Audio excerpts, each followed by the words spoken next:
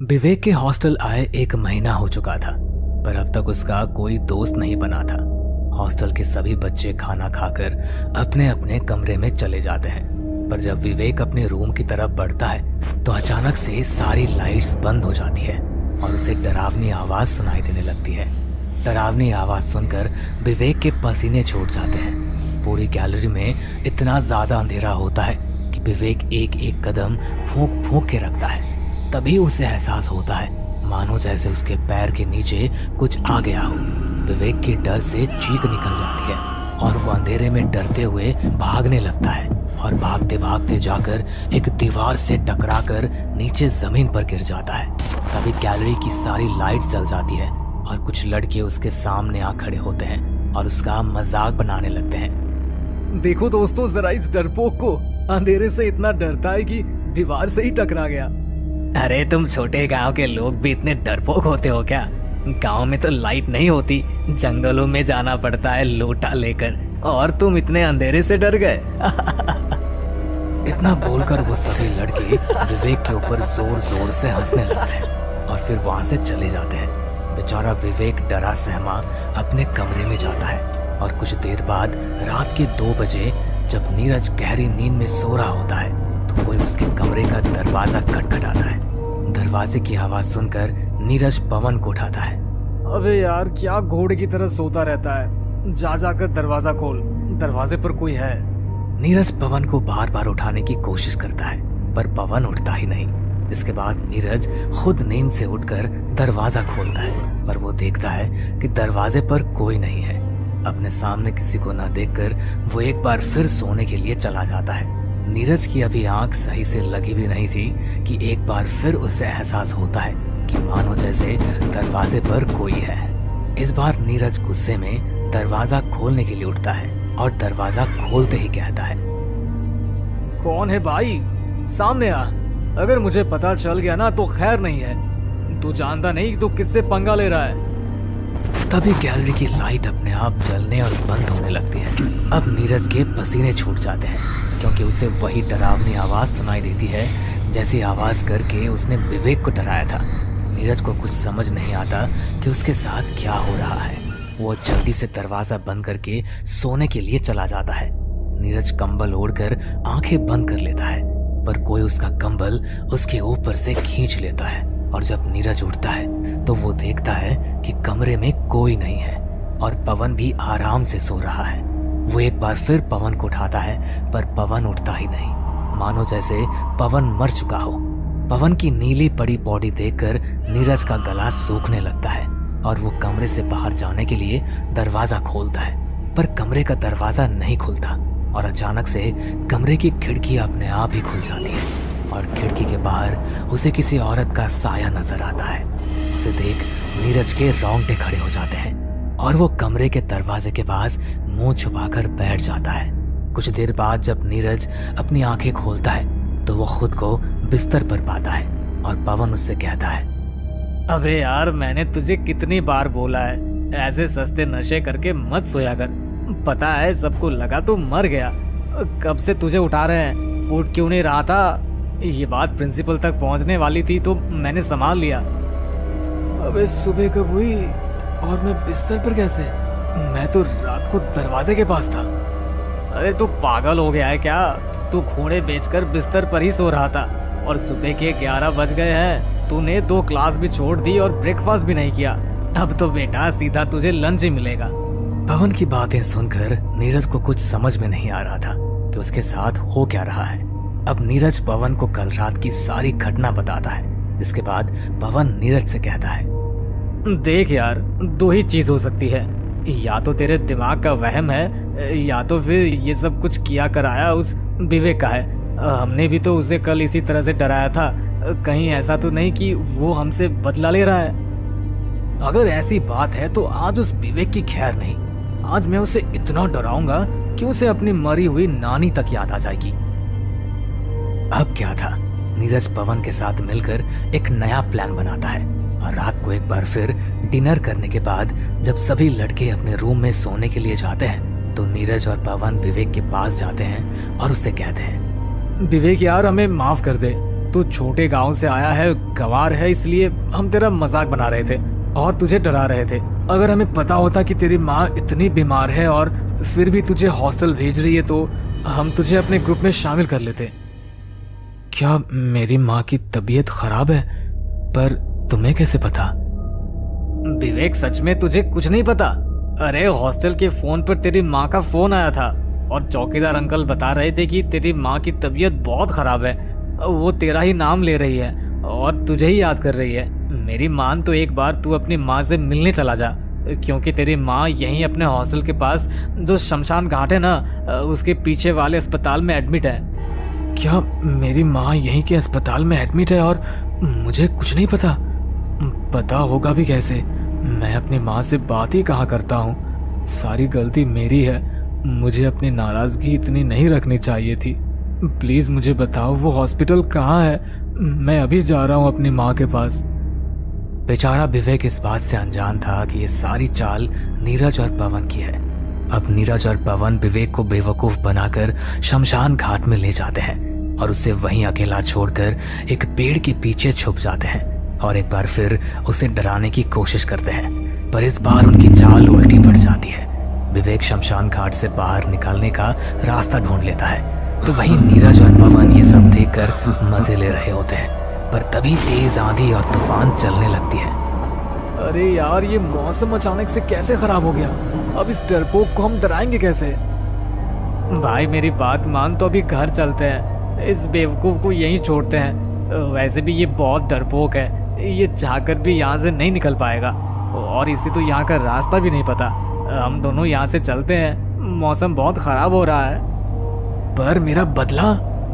अरे भाई, तेरा बदला भी ले लेंगे, पर अभी यहाँ से चलते हैं। पवन और नीरज इतना बोलकर वहां से जाने लगते हैं कि तभी एक बड़ा सा पेड़ टूटकर उन दोनों के सामने गिर जाता है। बाल बाल बचे, मैं कह रहा था तुझे यहाँ से जल्दी चलते हैं। मौसम बिगड़ रहा है। ये तो अच्छा है कि ये पेड़ हमारे ऊपर नहीं गिरा। अब चलो यहाँ से। इतना बोलकर पवन नीरज का हाथ पकड़कर उसे खींचते हुए ले जाने लगता है, पर हवा इतनी तेज चलने लगती है कि पवन और नीरज आगे बढ़ ही नहीं पाते। रात का सन्नाटा और तेज आंधी तूफान के साथ बिजली भी कड़कने लगती है और पल भर में उन दोनों की नजरों के सामने से विवेक गायब हो जाता है और उन्हें एक आवाज सुनाई देती है। आज मैं तुम दोनों को नहीं छोड़ूंगी। बहुत सता लिया तुमने मेरे बेटे को, अब तुम्हारी खैर नहीं। इसी शमशान में मैं तुम्हारी लाश को दफन कर दूंगी। देखा भाई, मैंने कहा था ना, उस रात को जो भी कुछ हुआ मेरे साथ, वो मेरे दिमाग का कोई वहम नहीं था। और अब तो ये भी साबित हो चुका है कि इन सब के पीछे उस बेवकूफ विवेक का भी हाथ नहीं है। हमने गलती करी शमशान घाट में आकर। तो वो पागल हो गया है क्या? वो कहना क्या चाहता है कि यहाँ भूत है? अरे भूत वूत कुछ नहीं होता, ये इस विवेक का काम है। हमने उसे झूठ कहा कि उसकी माँ बीमार है, उसे ये बात पता चल गई होगी, इसलिए वो अब हमें डराने की कोशिश कर रहा है। पवन ये सब कुछ बोल ही रहा होता है कि तभी पवन को एहसास होता है कि मानो जैसे उसके गालों पर किसी ने जोरदार तमाचा मारा हो। पवन अपने गाल पकड़ लेता है तो वहीं दूसरी ओर नीरज अपने आप ही हवा में उड़ने लगता है और उल्टा लटक जाता है। कौन है? देखो, तुम जो भी कोई हो, मुझे छोड़ दो। मैंने कुछ नहीं किया। मैं तो बस इस विवेक के साथ थोड़ा मजा कर रहा था। ये सारा प्लान इस पवन का था। मैं तुम दोनों को बहुत अच्छे से जानती हूँ। जब से मेरा बेटा इस हॉस्टल में आया है, तब से तुम दोनों ने उसका जीना हराम कर दिया है। आज मैं तुम दोनों को नहीं छोड़ूंगी। इतना बोलकर विवेक की मरी हुई माँ उन दोनों के सामने आ जाती है। विवेक की माँ को देखकर उन दोनों के रोंगटे खड़े हो जाते हैं और विवेक की माँ अपनी शक्तियों से पवन को जमीन के अंदर कमर तक गाड़ देती है। अपनी मौत को अपने सामने देखकर नीरज और पवन के होश उड़ जाते हैं और वो दोनों अपनी जान की भीख मांगने लगते हैं। तभी वहां विवेक आ जाता है और अपनी माँ को देखकर उसकी आंखों से आंसू निकल जाते हैं और जाकर अपने माँ के गले लगने लगता है और वो चाहकर भी अपनी माँ को छू नहीं पाता। माँ, आप मेरे सामने खड़ी हैं, वो भी सही सलामत, फिर मैं आपको छू क्यों नहीं पा रहा? और आपने इन दोनों की ऐसी हालत कैसे कर दी? विवेक बेटा, मैं इन दोनों को आज नहीं छोड़ूंगी। तुझे जो कोई भी परेशान करेगा वह मौत के घाट उतारा जाएगा। और बेटा, तू मुझे चाह कर भी इसलिए नहीं छू पा रहा क्योंकि अब मैं तेरी माँ इस दुनिया में नहीं रही। पर एक बात हमेशा याद रखना, मैं मरकर भी अमर हूँ और हमेशा तेरी हिफाजत करती रहूंगी। जब विवेक को ये पता चलता है कि उसकी माँ इस दुनिया में नहीं रही और उसके सामने जो औरत खड़ी है वो उसकी माँ की आत्मा है, तो विवेक के हलक में उसकी आवाज रुक जाती है और उसकी आंखों से सिर्फ आंसू के अलावा कुछ नहीं गिरते। और तभी उसके आंखों के सामने कुछ पुरानी धुंधली यादें आ जाती है, जहां वो बड़ी ही बेरुखी के साथ अपना सामान पैक करके घर छोड़कर जा रहा होता है। माँ, अगर आज पापा जिंदा होते तो आज हम शहर में होते। पापा के जाने के बाद तो तुमने मुझे बिल्कुल देहाती बना दिया है। मेरे सारे दोस्त बाहर हॉस्टल में पढ़ाई कर रहे हैं और शहर में नौकरी करने लगे हैं। एक मैं हूँ जिसकी अब तक पढ़ाई पूरी नहीं हुई, पर मैंने भी सोच लिया है मैं हॉस्टल जाकर रहूंगा और तुम मुझे अब रोक भी नहीं पाओगी। और मुझसे बात करने की कोशिश मत करना, तुम्हारा और मेरा रिश्ता खत्म हुआ। नहीं विवेक बेटा, तुझे हॉस्टल जाना है, तू जा, पर मुझसे बेरुखी से पेश मत आ। मैं तेरी बेरुखी बर्दाश्त नहीं कर पाऊंगी। मुझे माफ कर दे, मैं तुझे शहर नहीं भेज पाई, पर तू वहाँ जाकर अच्छे से रहना और मुझसे बातें करते रहना। विवेक की माँ विवेक की खुशी के लिए उसे हॉस्टल जाने देती है, पर विवेक की नाराजगी इतनी ज्यादा बढ़ गई थी कि वो हॉस्टल जाने के बाद एक बार भी अपनी माँ से बात नहीं करता। और विवेक की माँ उसकी ये बेरुखी बर्दाश्त नहीं कर पाती और वो अपने बेटे की याद में दम तोड़ देती है। पर अफसोस, इस बात से बेखबर विवेक हॉस्टल में खुद को एडजस्ट करने की कोशिश कर रहा होता है। माँ, मुझे माफ कर दो। अगर मुझे पता होता कि मेरी नाराजगी आप बर्दाश्त नहीं कर पाओगी और मुझसे हमेशा के लिए दूर हो जाओगी तो मैं कभी हॉस्टल नहीं आता। इस हॉस्टल में आने के बाद मुझे आपकी अहमियत का पता चला। मैंने आपसे बात करने की कोशिश की पर आपका फोन ही कभी नहीं लगा। लगता भी कैसे, आप इस दुनिया में जो नहीं रही। विवेक, तेरी नाराजगी खत्म हो गई मेरे लिए, यही बहुत है। पर मैं इन लड़कों को आज माफ नहीं करूंगी। उनकी हिम्मत कैसे हुई तुझे परेशान करने की। नहीं माँ, इन्हें कुछ मत करो। ये भी तो किसी के बेटे हैं और मैं नहीं चाहता जैसे हम दोनों अलग हो गए वैसे ही कोई माँ अपने बेटे से अलग हो जाए। अगर इन्हें कुछ हो गया तो शायद उनकी माँ भी बेटे की गम में मर जाए। प्लीज हमें माफ कर दो, हम ऐसा फिर कभी नहीं करेंगे और विवेक को अपने छोटे भाई की तरह रखेंगे और हॉस्टल में आए हर नए बच्चों का अच्छे से ख्याल रखेंगे। हमें माफ कर दो और हमें एक मौका दे दो। माँ, इन्हें माफ कर दो और एक मौका दे दो मेरे लिए। विवेक के कहने पर विवेक की माँ उन दोनों लड़कों को माफ कर देती है और वहां से गायब हो जाती है। जिसके बाद विवेक, नीरज और पवन अपने हॉस्टल चले जाते हैं और हॉस्टल जाने के बाद अगले ही दिन पवन किसी पंडित से बात करता है और विवेक की माँ की आत्मा की शांति के लिए वो तीनों मिलकर एक पूजा करते हैं। जिसके बाद विवेक की माँ की आत्मा को शांति मिल जाती है। एक लड़का जंगल में तेजी से भाग रहा था। उसकी सांसें चढ़ी हुई थी। उसके माथे पर डर का पसीना साफ नजर आ रहा था। वो लड़का भाग रहा था, तभी अचानक से वो बहुत घबराते हुए एकदम से रुक जाता है। उसके सामने एक भयानक आदमी दिखाई पड़ता है। उस आदमी की हरी डरावनी आंखें देख वो लड़का उससे अपनी जिंदगी की भीख मांगता है। मुझे जाने दो, मुझे मत मारो। आखिर मैंने क्या किया है जो तुम मेरे पीछे पड़े हो? वो लड़का रोते बिलखते हुए अपने जिंदगी की भीख मांग रहा था, लेकिन तभी पीछे से एक काला साया आता है और उसको उस घने जंगल में खींच कर ले जाता है। उस काली रात में अब अंधेरे के अलावा कुछ रहती है तो उस लड़के की चीख। कुछ महीने बाद मौसम काफी खराब था। तेज बारिश हो रही थी। उस बारिश में वेदांत गाड़ी चलाते हुए जंगल के रास्ते से गुजर रहा था। तेज आंधी, तूफान और कड़कड़ाती बिजली के कारण एक पेड़ टूटकर रास्ते पर गिर जाता है, जिस कारण आगे का रास्ता बंद हो जाता है। इस पेड़ को भी अभी टूटकर गिरना था रास्ते पर। अब इस घनघोर बारिश में मैं जाऊँ कहाँ? यहाँ तो आसपास कोई होटल भी नजर नहीं आ रहा। वेदांत खुद से बातें करते हुए अपनी पॉकेट से फ़ोन निकालता है, लेकिन अफसोस की बात उसके फ़ोन में नेटवर्क नहीं होते। वेदांत को कुछ समझ नहीं आ रहा था कि वो इतनी भारी बारिश में जाए तो जाए कहाँ, क्योंकि दूर दूर तक वक्त गुजारने के लिए कोई भी साधन नज़र नहीं आ रहा था। वेदांत अपनी गाड़ी में से छाता निकालता है और होटल की तलाश में उस जंगल के अंदर निकल पड़ता है। कुछ दूरी पर चलने के बाद उसे एक बंगला दिखाई देता है। उस बंगले की लाइट जल रही थी। उस बंगले को देखने से ऐसा लग रहा था कि वो बंगला खाली नहीं बल्कि उसमें कोई रहता है। वेदांत अब बिना किसी देरी के उस बंगले के पास जाता है और बंगले का दरवाज़ा खटखटाने लगता है। कोई है? कोई है क्या अंदर? वेदांत की बातों का कोई जवाब नहीं देता और एक बार फिर वेदांत उसी दरवाजे को खटखटाने जाता है, पर उससे पहले वो दरवाज़ा एक भयानक आवाज़ के साथ खुल जाता है और उस दरवाजे के पीछे होती है एक बूढ़ी औरत। कौन हो तुम? और इतनी रात गए हमारे बंगले के दरवाजे पर क्या कर रहे हो? मैं वेदांत हूँ।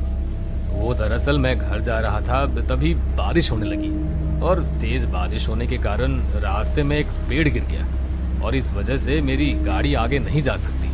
रास्ता पूरी तरह बंद हो गया और यहाँ मुझे कोई होटल नहीं दिखा सिवाय इस बंगले के, इसलिए मैं यहाँ हेल्प मांगने के लिए आ गया।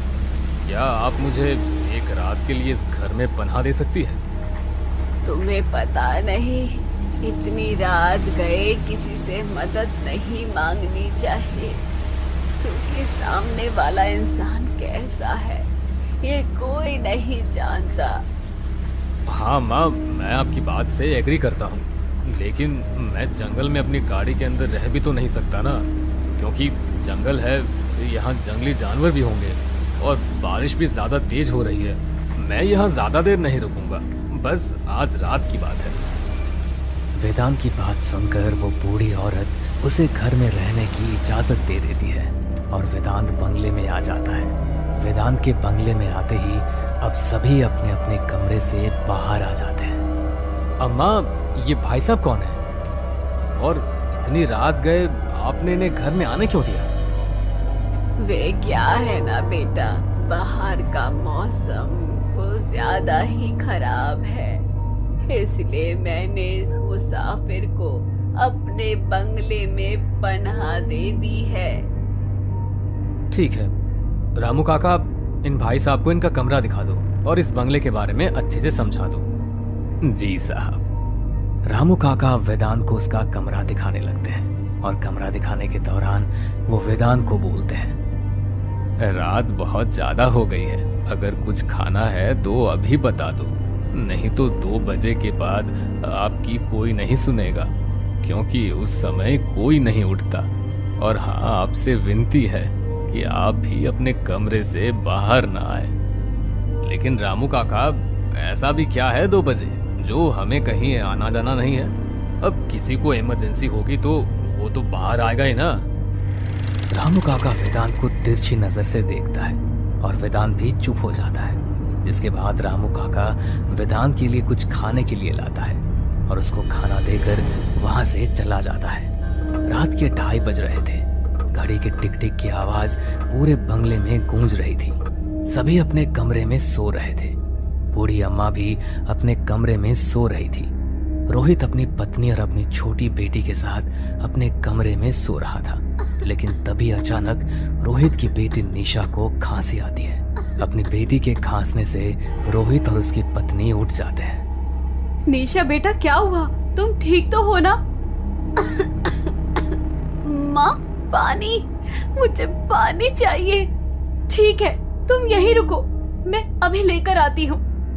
इतना बोलकर सीमा उठकर पानी लेने किचन में जाती है। सीमा फ्रिज से पानी की बोतल निकालती ही है कि तभी उसे ऐसा महसूस होता है जैसे उसके पीछे कोई खड़ा है। सीमा जब पीछे मुड़कर देखती है तो उसे सिवाय काले अंधेरे के कुछ नहीं दिखाई दे रहा था। सीमा एक लंबी सांस भरती है और पानी की बोतल लिए अपने कमरे की तरफ जाने लगती है, लेकिन तभी सीमा की नजर हॉल में सोफे के पास पड़ती है, जहां वो देखती देखती है कि सोफे पर किसी की काली परछाई बैठी हुई है। उस परछाई को देख सीमा के रोंगटे खड़े हो गए थे। उसको समझ नहीं आ रहा था कि आखिर सोफे पर बैठा कौन है। बस यही जानने के लिए वो दबे पांव एक बार फिर हॉल की तरफ जाने लगती है और जैसे वो लाइट जलाती है वैसे ही लाइट ऑन के साथ ही वो काला साया भी गायब हो जाता है, जैसे वहां कुछ था ही नहीं। ये देख सीमा थोड़ी हैरान होती है। ऐसा कैसे हो सकता है? अभी तो मैंने देखा था यहाँ पर किसी की परछाई थी, लेकिन लाइट जलाने के साथ यहाँ सब कुछ ठीक है। हो सकता है ये मेरा वहम है। वैसे भी मुझे नींद बहुत तेज आ रही है। इतना बोलकर सीमा एक बार फिर लाइट बंद करती है और डरते हुए सोफे की तरफ देखती है तो उसे एक बार फिर सोफे पर कोई बैठा नजर आता है। ये देख सीमा डर के मारे थर थर कांपने लगती है और चीखते हुए रोहित को आवाज लगाती है। रोहित, जल्दी नीचे आओ। रोहित। सीमा की आवाज सुनकर बूढ़ी औरत अपने कमरे से बाहर आती है। साथ ही रोहित भी अपने कमरे से बाहर आ जाता है। सीमा को इतना डरा देख रोहित उससे सवाल करता है। सीमा, क्या हुआ? तुम इतनी डरी हुई क्यों? रोहित, यहाँ पर कोई है। यहाँ कोई है जो हम लोगों के जान का दुश्मन बना हुआ है। ये कैसी बात कर रही हो सीमा? इस बंगले में हमारी फैमिली के अलावा कोई और नहीं है, और वो जो भी गेस्ट आया है वो सुबह चला जाएगा। यार, ये सब तुम्हारा वहम है, इसलिए इतना सोचो मत और मेरे साथ चलो। अम्मा, आप भी चिंता मत करो, आप भी अपने कमरे में सो जाओ। रोहित सीमा को लेकर अपने साथ कमरे में चला जाता है, लेकिन कमरे में इस बार निशा नहीं थी। रोहित, निशा कहाँ गई? मैंने तो निशा को यही छोड़ा था। हाँ सीमा, जब मैं नीचे आया था तो निशा बेड पर ही सो रही थी। फिर निशा गई कहाँ? रोहित की ऐसी बात सुनकर सीमा घबरा जाती है और जोर जोर से निशा को आवाज देने लगती है। निशा कहाँ हो? निशा। सीमा निशा को ढूंढते हुए 3rd फ्लोर पर चली जाती है। उस फ्लोर पर हर तरफ सन्नाटा था। वहां इतना सन्नाटा था कि अगर एक सुई भी गिरती तो उसकी भी आवाज गूंज जाती। और सीमा वहां जाकर निशा को आवाज लगा रही थी कि तभी सीमा को ऐसा लगता है कि उसके कदमों के साथ कोई और भी कदम मिलाकर चल रहा था। जैसे सीमा रुकती वैसे ही उन कदमों की आवाज भी रुक जाती है, और जैसे ही वो चलना शुरू करती तो वो कदमों के चलने की आवाज भी उसके साथ हो जाती। सीमा डरती हुई पीछे देखती है और उसे दीवार पर किसी की भयानक परछाई दिखाई देती है, लेकिन वो परछाई थी किसकी? बस इसी बात का पता करने के लिए सीमा उस परछाई का पीछा करने लगती है, जहां वो निशा को दीवार पर छिपकली भांति चिपका देख जोर से चीखती है। सीमा की आवाज सुनकर इस बार घर का हर व्यक्ति 3रे फ्लोर पर आ जाता है और वो निशा को ऐसी हालत में देखकर डर जाते हैं। निशा बेटा, तुम वहां पर क्या कर रही हो? नीचे आओ। और तुम दीवार पर कैसे चढ़ी? रोहित की बात सुनकर निशा जोर जोर से हंसने लगती है। मैं तुम्हारे हाथ कभी नहीं आऊंगा। मैं यहाँ इस घर को तबाह करने आया हूँ। मैं एक प्रेत हूँ। प्रेत और प्रेत का कोई घर नहीं होता। इतना बोलकर निशा कूदकर नीचे जमीन पर आती है और अपने घुटनों के बल भाग जाती है। उस दौरान वहां सब मौजूद थे सिवाय वेदांत के, लेकिन किसी का ध्यान वेदांत की तरफ नहीं जाता और वो बस निशा की जान बचाने के लिए कोई ना कोई उपाय ढूंढने लगते हैं। मेरी पोती के अंदर किसी की भयानक आत्मा है। मेरी पोती को बचा ले भगवान। रोहित, कुछ तो करो। अगर यही रहा तो हमारी बेटी हमारे हाथ से निकल जाएगी। वे हमारी बेटी को हमसे दूर ले जाएगा। रोहित बाबा, अगर आप बुरा न माने तो क्या मैं अपने दोस्त से बात करूं? वो एक तांत्रिक बाबा को जानता है। वो इन जैसों को अच्छे से संभालना जानते हैं। रामू काका की बात सुनकर रोहित उसकी बात से सहमत होता है। इसके बाद रामू काका अपने एक दोस्त को फोन कर फिर सारी बात बता देते हैं। रामू काका का दोस्त एक तांत्रिक बाबा के साथ रोहित के घर पर आता है जैसे ही तांत्रिक बाबा अपने कदम को उस बंगले में रखते हैं, वैसे ही उन्हें वो सारी छवि दिखती है जिसकी किसी ने कल्पना भी नहीं की थी। क्या इस घर में इतने ही लोग हैं या कोई और भी है जो यहाँ मौजूद नहीं है? बाबा, हमारे घर में तो इतने ही लोग हैं। नहीं, इस घर में इतने ही लोग नहीं है। इस घर में कोई मेहमान बनकर आया है जो यहाँ मौजूद नहीं है। तांत्रिक की बात सुनकर अब सभी को वेदांत का ख्याल आता है, जिसके बाद रोहित एकदम से बीच में बोल पड़ता है। माफ करना तांत्रिक बाबा, लेकिन हाँ, इस घर में एक लड़का मुसाफिर बन के आया था जिसे माँ ने हमारे घर में पनाह दी, क्योंकि बाहर बारिश और खराब मौसम होने के कारण उसका कहीं आना जाना मुश्किल था। तुम्हारी माँ ने किसी इंसान को नहीं बल्कि एक शैतान को पनाह दी है। इस घर में तुम्हारी माँ ने खुद शैतान को आमंत्रित किया है। इस घर से वो शैतान तब तक कहीं नहीं जाएगा जब तक वो इस बंगले को शमशान न बना दे। तांत्रिक की बात सुनकर सबकी रूह कांप जाती है।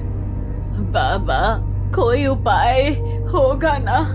आखिर ऐसा क्या किया जाए जिससे हमारी निशा हमें मिल जाए और वह शैतान इस घर से चला जाए। मैं एक घेरा बना रहा हूँ और उस घेरे में तुम सबको रहना है। निशा चाहे कितना भी रोए, कितना भी चिल्लाए, लेकिन कोई भी उस घेरे को पार करके बाहर नहीं जाएगा, क्योंकि याद रखना, भले ही शरीर निशा का है लेकिन उसकी आत्मा नहीं। तांत्रिक की बात से अब सभी सहमत होते हैं और पूरा घर एक घेरे में आ जाता है। तो वहीं तांत्रिक अपने कुछ तंत्र विद्याओं से निशा को अपने पास बुलाते हैं। छोड़ दे तांत्रिक, मैं कहता हूँ मुझे छोड़ दे। अगर तू मेरे रास्ते में आया तो तू भी मौत की नींद सोएगा। तेरा इस परिवार से कोई रिश्ता नहीं है, लेकिन फिर भी तू जानबूझकर इस घर में आया। आखिर क्यों एक मामूली इंसान का भेष लेकर तू इस घर में आया? क्या वजह है इधर आने की? मैं एक शैतान हूँ और शैतान अपना पेट भरने के लिए वजह नहीं ढूंढता। मुझे खून की जरूरत है और मैं खुद को शक्तिशाली करने के लिए किसी भी हद तक जा सकता हूँ। इसलिए कह रहा हूँ, अपनी ये पूजा पाठ बंद कर, नहीं तो तू भी मौत की नींद सोएगा। निशा के इतना बोलने के बावजूद तांत्रिक नहीं रुकता और मंत्र जारी रखता है। कुछ देर बाद निशा के अंदर का शैतान कमजोर होने लगता है और निशा घुटने के बल गिर जाती है। जैसे ही निशा घुटने के बल आती है, वैसे ही तांत्रिक उठ के निशा के ऊपर लाल सिंदूर फेंकता है। सिंदूर के जाते ही निशा तड़प उठती है और हवा में उड़ जाती है। निशा के लंबे खुले काले बाल हवा में लहरा रहे थे और वो जोर जोर से चीख रही थी। छोड़ दे तांत्रिक, तू बहुत बड़ी गलती कर रहा है। निशा के बोलने के बाद भी तांत्रिक नहीं रुकता है और तभी निशा रोते हुए बोलती है, माँ, पापा, मुझे बचा लो। ये तांत्रिक अपनी पूजा नहीं बल्कि मेरी बलि चढ़ा रहा है। मुझे बचा लो माँ, मुझे बहुत दर्द हो रहा है। निशा की बात सुनकर सीमा पिघल जाती है और जैसे ही बाहर जाने लगती है, वैसे ही रोहित उसका हाथ पकड़ लेता है। ये देख निशा के अंदर का शैतान जोर से चिल्लाता है। शैतान तांत्रिक को मंत्र रोकने के लिए बार बार बोल रहा था, लेकिन तांत्रिक अपने मंत्रों का उच्चारण नहीं रोकता और आखिरकार वो गंगा जल निकालता है और निशा के ऊपर छिड़क देता है। जैसे ही गंगा जल निशा के ऊपर जाता है, वैसे उसके अंदर का शैतान बाहर निकल जाता है और बाबा एक छोटी सी बोतल में उसे कैद कर लेते हैं और इस तरह निशा उस शैतान की कैद से आजाद हो जाती है। आपका बहुत बहुत शुक्रिया बाबा, आपने मेरी बच्ची की जान बचाई है। मैं आपका यह एहसान कभी नहीं भूल पाऊंगी। ये तो मेरा काम था, लेकिन हाँ, जाते जाते मैं आपको एक ही बात कहूंगा कि आगे से अगर देर रात कोई भी आपका दरवाजा खटखटाता है तो आप कभी भी अपने दरवाजे को खोलने से पहले 2 बार जरूर सोचें। इतना बोलकर तांत्रिक बाबा वहां से चले जाते हैं और इस तरह निशा और उसका घर उस शैतान के चंगुल से आजाद हो जाता है। चारों तरफ घना कोहरा छाया हुआ है। अचानक से कोहरे से चमकती हुई आंखें दिखाई देती है, जिसे देखते ही मेरे शरीर का सारा खून जैसे सूख जाता है। वैसे तो मैं एक फॉरेस्ट ऑफिसर था। कभी कभी पूरी रात भर मुझे जंगलों में ही रहना पड़ता था, पर पता नहीं क्यों उन आंखों को देखकर मेरे रोंगटे खड़े हो गए।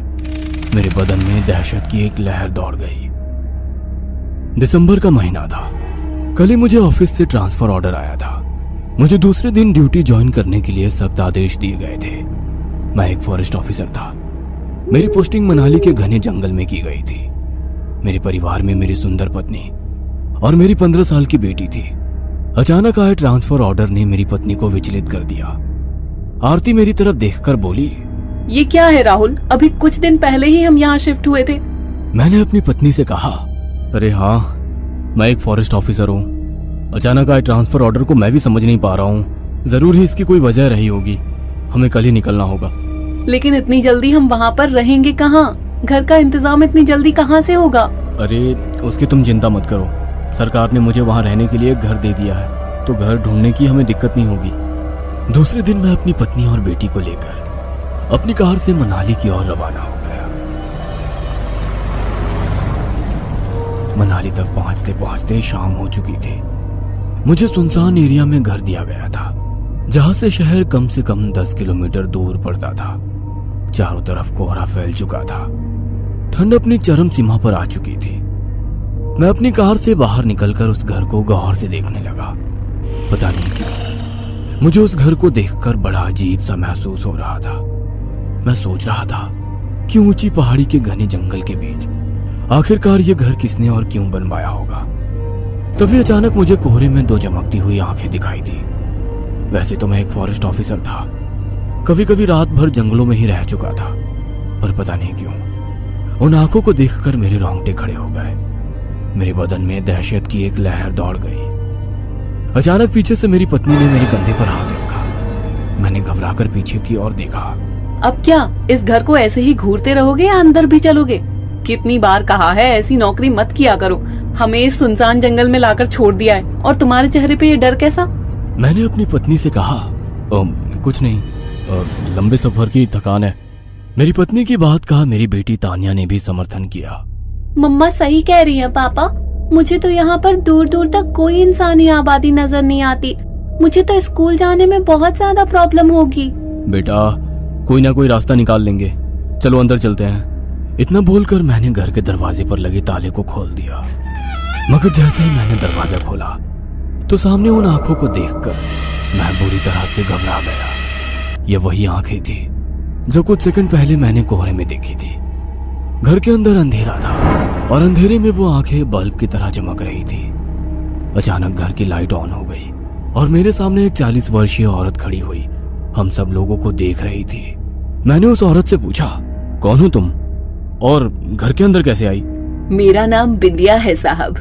मुझे बताया गया था कि आप लोग आने वाले हैं। मैं यहाँ की साफ सफाई करती हूँ और खाना भी बनाती हूँ। मेरा पति बाजार में कुछ सब्जी लेने गया है। यहाँ से शहर थोड़ा दूर है ना। उस औरत की बात मेरी समझ में नहीं आई। मेरे बोलने से पहले मेरी पत्नी ने औरत से कहा, लेकिन घर के बाहर तो ताला लगा था, तो फिर तुम अंदर कैसे हो? मेरी पत्नी की बात सुनकर वो औरत रहस्यमयी तरीके से मुस्कुराने लगी। पता नहीं क्यों मुझे उसकी मुस्कुराहट में एक अजीब सी दहशत नजर आई। वो बोली, दरअसल मेम साहब, इस घर के 2 रास्ते हैं। आप लोग यहाँ पर पहली बार आए हो ना। एक दरवाजा आप लोगों के लिए है और दूसरा दरवाजा हम नौकरों के लिए, जो पीछे की तरफ है। तुम्हारा पति सब्जी लेकर आ जाए तो तुम खाना बना देना। हम सुबह से भूखे हैं। आइए, मैं आप लोगों को आपका कमरा दिखा देती हूँ। इतना बोलकर वो हम सबको घर दिखाकर किचन की तरफ चली गई। मैंने अपनी पत्नी से कहा, कुछ अजीब सी है ये बिंदिया। आरती हंसते हुए मेरी ओर देखकर बोली, इसमें अजीब क्या है? वो एक औरत है। वो तो मैं भी जानता हूँ कि वो एक औरत है, लेकिन पता नहीं क्यों मुझे उसका व्यवहार एक रोबोट की तरह लगा। तुम जरूरत से ज्यादा सोच रहे हो और इसके अलावा कुछ नहीं। उस रात हम सब लोग खाना खाकर सो गए। दूसरे दिन मैं उठकर अपने काम पर चला गया और ऐसे ही हमें वहां पर कुछ दिन बीत गए। लेकिन एक बात मैंने नोट की कि बिंदिया मेरी पत्नी और बेटी से बहुत घुल मिल गई थी। हालांकि यह नॉर्मल बात थी, पर पता नहीं क्यों मुझे कुछ अजीब लगता था। सच तो यह है कि मैं जब भी उस घर के करीब रहता था तो एक अनजान डर मन में सताता रहता था।